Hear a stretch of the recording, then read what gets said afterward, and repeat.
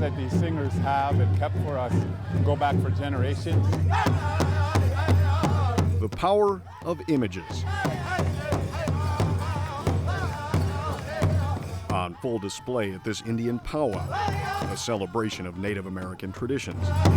I get to embrace my ancestors, my grandmother, my grandfather. We're a part of a bigger community, a bigger sort of purpose. Among the dancers is Mark Denning. If his face is familiar, you'll see why in a moment.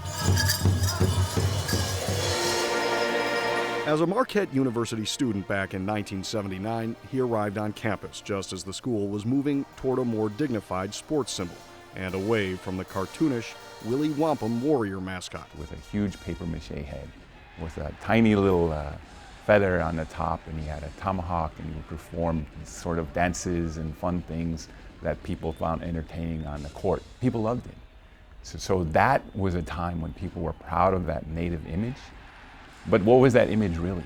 It was a question facing a university striving to be more sensitive. Denning was approached by school officials with an idea. What if we use an actual American Indian person to represent Marquette University? Eventually, Denning portrayed the first warrior at Marquette University basketball games in the late 1970s and early 1980s. Then, it went a step farther. The face on the Marquette logo from the 1980s is my face.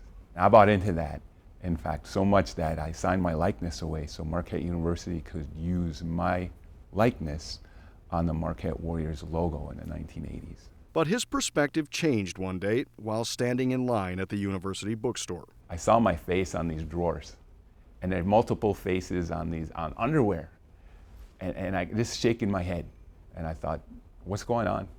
Because that's my face, and now people are using it for underwear. And suddenly, for him, the Indian logo debate was crystallized in a single question. Were these logos about having fun, or were they about making fun? People are using this as entertainment. We're not any more than that right now. The man who was a logo was now against them. I knew in my senior year that this had come off the rails. It wasn't what we were intending, and I was partly to blame for that. As a national debate over the issue rages with controversy swirling around the NFL's Redskins, if someone of that race comes to you and says, your mascot, your name is offensive, it is. a fierce fight exploded in the Wisconsin legislature. Somehow, we believe that the process is fair and balanced for someone who doesn't even make up 1%. It centers on one school in southeastern Wisconsin. How is that offensive? I don't get it. I really don't. The Mukwonago Area School District has refused to change its Indians nickname, despite a state law and a court ruling. We honor that. We're proud of it.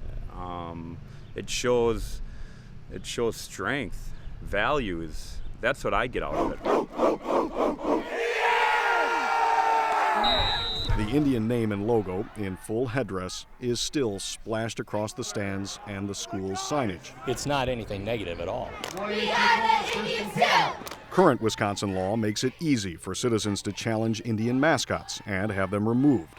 But controversial bills passed through both the Senate and the Assembly would change that, making it easier for schools to keep their mascots, even over the objections of Native Americans. Where do we stop? Republican State Representative Steve Naas authored the bill. He says the state should not legislate matters of taste. Can something be offensive? Sure. Does that mean it's discrimination? No, it doesn't. Indians forever. It just kind of gives you a little bit of a reality of what it really means to Mukwonago to lose this logo. You don't get that at a high school football game.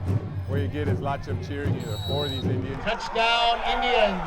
These are 14 schools cheering against people that are pretending to be Indians. Ready, Bobby? But for Mark Denning, it's not pretend. It's personal. The man whose face was the kind of logo he's now fighting against says the debate is really about recognizing and reclaiming the power of images. All they'll do is, like at Mukwonago, wear a shirt. Children wear a shirt that will say, always Indian. But what does that mean? I have a letter jacket I got from Goodwill for $12.99. And for $12.99, I can take Indian on and off my shoulders anytime. But I can't take Indian out of my life at any time.